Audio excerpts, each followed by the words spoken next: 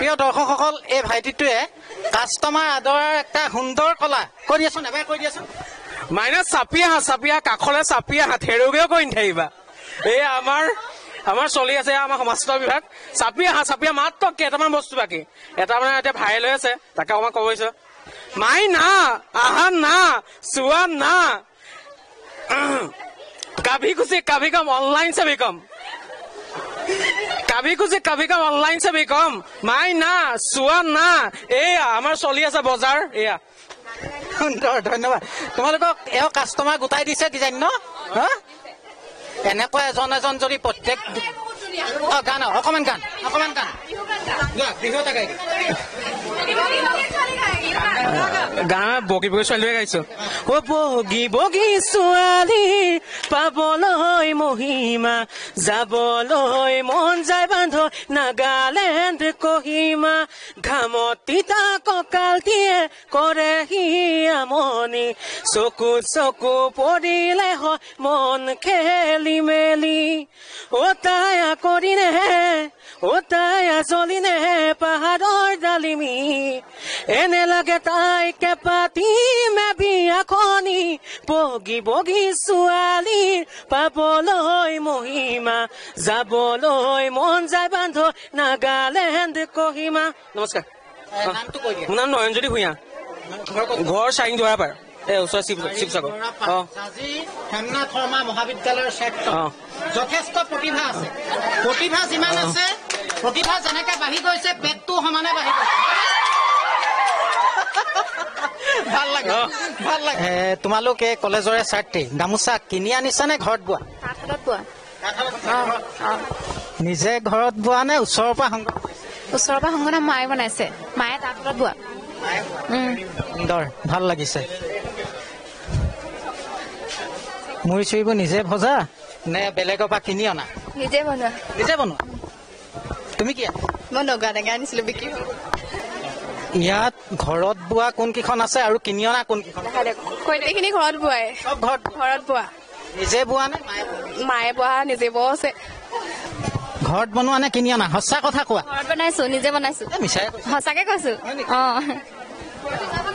তুমি কোনখিনি আনি? নাই, মই লগতহে আছো। লগত বহি দিছা। ভণ্টিজনী কাপোৰ ঘৰতে বোৱা। ঠিক আছে। কি নে কিনি অনা? সঁচা কথা কবা। সঁচা ছাৰ। বাৰী ৰঙালাও কেইটকা? 70 টকা। দামটো বেছি হৈছে অকমান। ঘৰৰ কোনে তুলি দিছে? নিজে তুলিছা নে ঘৰৰ কোনোবাই? মা। বিক্ৰী হলে আধা বস্তু চজিনা আছিলে আৰু ইয়াত কলমৌ শাকো আধা মানে প্ৰায় বিক্ৰী হলে আৰু। ঘৰৰ বাৰী নে বেলেগৰ পৰা? চজিনা ঘৰৰে হয়, বাকীখিনিও ঘৰৰে। কিনি অনা নাই? কিনি নাই। কি আনিছা? মই কলডিল আনিছো, কচু আনিছো। ঘৰ বাৰীতে থকা মানে কলডিল। ৰুমাল যে গোটেইখিনি লৈ আনিলা, চেনাইক দিবলৈ 2-এখন থৈছা নাই? থৈছো এক্সট্ৰাকে থৈ দিছা। নিজে বোৱা নে কিনি অনা? ঘৰত এইবোৰ কাম কৰা হাতেৰে। ঘৰ কৰা ন? কি আনিছে? মিক্সাৰ আৰু ফুচকা। একো নহয়। গোটেই অসম আহিছিলে। মোৰ ফালৰ পৰা ৰঙালী বিহুৰ শুভেচ্ছা থাকিল। বিক্ৰী হৈ গ'ল, কম আছে আৰু। মই নিজে বুটলি না। নিজে বুটলিছা? ভাল লাগিছে, ধন্যবাদ জনাইছো তোমালোকক। অসম নিজে বনোৱা নে এইবোৰ কিনি আনা? নিজে বনোৱা হয়, ঘৰত বনোৱা হয়। ঘৰত বনোৱা। ময়ে বনাইছো। হয়।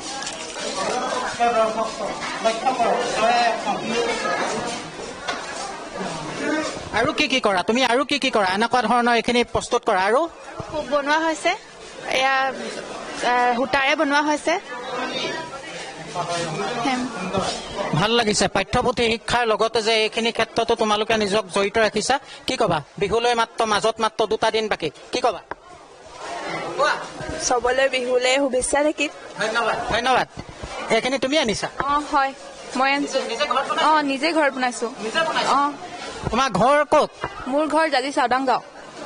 জাজি। নামটো কৈ দিয়া। নামটো? নমস্কাৰ, মোৰ নাম শ্ৰী সুদেশনা গগৈ।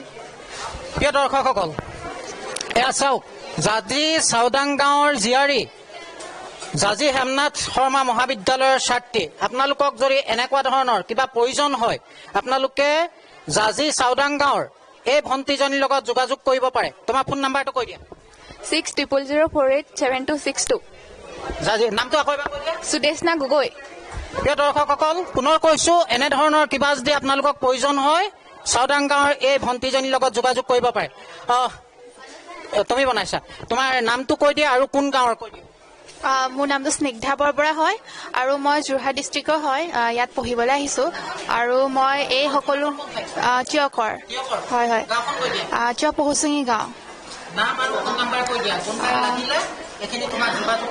মোৰ ইনষ্টাগ্ৰাম এটা আইডি আছে প্লে আৰ্ট ষ্টুডিঅ' তাত যোগাযোগ কৰিব পাৰিব আৰু তাত ফটো আপলোড কৰি থোৱা আছে তাৰ পৰা আপোনালোকে গ্ৰহণ কৰিব পাৰিব ধন্যবাদ জনাইছো এই ভণ্টিজনীৰ লগত তেখেতৰ নাম কৈ দিলে ইনষ্টাগ্ৰামত আপোনালোকে যোগাযোগ কৰিব পাৰিব চাওক অতি সুন্দৰকৈ মনোমোহা এনেধৰণে প্ৰস্তুত কৰিছে আৰু মই আশা কৰোঁ আপোনালোকে যদি ভণ্টিজনীৰ পৰা এইখিনি ক্ৰয় কৰে আপোনালোকৰ ঘৰখনত ই শোভাবৰ্ধন কৰিব আটাইগৰাকীলৈ ধন্যবাদ জনাইছোঁ নিজৰ হালত গোটেইখিনি আপোনাৰ ঘৰ মোৰ ঘৰ জাজি ডিব্ৰুৱাল গাঁও মাৰ ঘৰ লখিমপুৰ ঢকুৱাখানা মই বিয়া সোমাইছোঁ ইয়ালৈ জাজিলে বিয়া সোমাইছোঁ মোৰ নিজৰ দোকান আছে জামুগুৰিতে দোকানখনৰ নাম হৈছে জাংফাই তাঁতশাল আপোনালোকে কোনোবা যদি নমস্কাৰ মোৰ নাম সোণাৰীমা গগৈ জাংফাই তাঁতশাল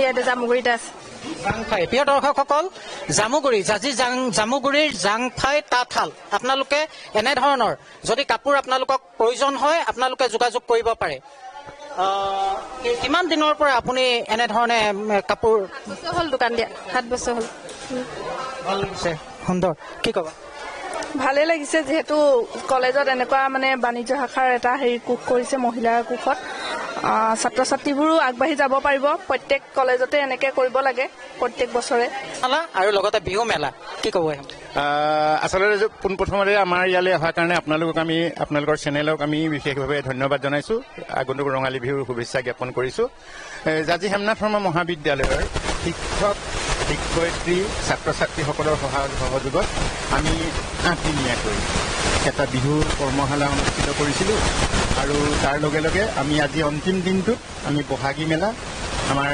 মহাবিদ্যালয়ৰ বাণিজ্য বিভাগ আৰু NSS আৰু IIC যিটো আমাৰ চেল আছে তেওঁলোকৰ উদ্যোগত আমি অনুষ্ঠিত কৰিছিলোঁ আচলতে এইটো আমাৰ 4ৰ্থ বছৰ আমি প্ৰত্যেক বছৰে এই অনুষ্ঠানটো অনুষ্ঠিত কৰি আহিছোঁ আমাৰ যিসকল ছাত্ৰ ছাত্ৰী আমি ভাবিছোঁ অকল পুথিগত বিদ্যাৰ আজি তাৰিখত পৃথিৱীত বৰ্তি থাকিবলৈ অকণমান অসুবিধা আৰু সকলোৱে যে চাকৰি পাব তেনেকুৱা ধৰণৰ কথা নহয় এয়া মাত্ৰ এক আৰ্হি এয়া মাত্ৰ এক প্ৰচেষ্টা আৰু 4 তাৰিখৰ পৰা মহাবিদ্যালয় ৰাষ্ট্ৰীয় সেৱা আঁচনি গোট আৰু কালচাৰেল ক্লাবৰ সাংস্কৃতিক ক্লাবৰ জৰিয়তে আমি বিহু কৰ্মশালা অনুষ্ঠিত কৰিছিলোঁ প্ৰায় 80 গৰাকী ছাত্ৰ ছাত্ৰীয়ে আৰু মহাবিদ্যালয় আৰু বাহিৰৰ পৰা 120 গৰাকী ছাত্ৰ ছাত্ৰীয়ে কাৰ্যসূচীত অংশগ্ৰহণ কৰিছে আৰু আমাৰ ৰবীনা ছেত্ৰী NSSৰ কোৰ্ডিনেটৰ তেওঁৰ নেতৃত্বত আৰু ডক্টৰ কৌশিক গগৈৰ নেতৃত্বত এই কৰ্মশালা অনুষ্ঠিত হৈছে আজি আমি শংকৰদেৱ অধ্যয়ন কেন্দ্ৰৰ জৰিয়তে সেৱা কাৰ্যসূচী বিহুৰ সেৱা কাৰ্যসূচী সম্পন্ন কৰিছোঁ ইতিমধ্যে ডক্টৰ মঞ্জিত গগৈ ছাৰ অধ্যক্ষ মহোদয় আপোনালোকক কৈছে যে আমি কেইবাগৰাকীও বয়োজ্যেষ্ঠ আমাৰ মহাবিদ্যালয়ৰ অৱসৰপ্ৰাপ্ত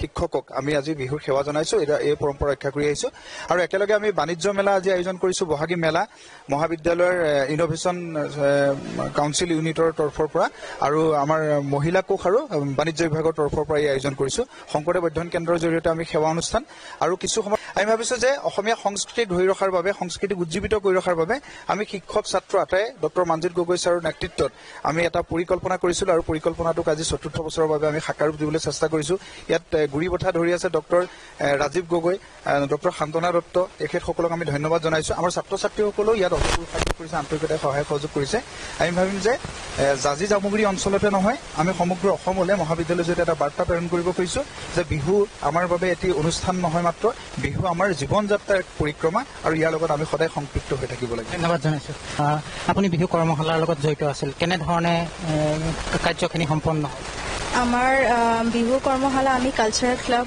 আৰু ৰাষ্ট্ৰীয় সেৱা আঁচনি গোটৰ উদ্যোগত আমি কৰিলোঁ 7 দিনীয়া আমাৰ বেদান্ত নাট ট্ৰেইনাৰ হিচাপে আমি ইনভাইট কৰিছিলোঁ তেখেতে বহুত সুন্দৰকৈ প্ৰগ্ৰামটো আমাৰ সামৰি নিছে আৰু আপুনি দেখিছে বহাগী যোনটো মেলা আমি পাতিছোঁ আমি ল'ৰা ছোৱালীক আমি ট্ৰাই কৰোঁ যে কেনেকৈ ল'ৰা ছোৱালী ছেল্ফ এমপ্লয়ড দিশে কেনেকৈ যাব পাৰে আজিকালি পঢ়া শুনাৰ বাহিৰেও কেনেকৈ আমি ইহঁতক বেলেগ ধৰণৰ ইন'ভেটিভ আইডিয়াছবোৰত কেনেকৈ এংগেজ কৰিব পাৰোঁ আমি সেইটো বহুত হেৰি কৰোঁ ট্ৰাই কৰোঁ ডিপাৰ্টমেণ্ট অফ কমাৰ্চৰ হয় চ' ধন্যবাদ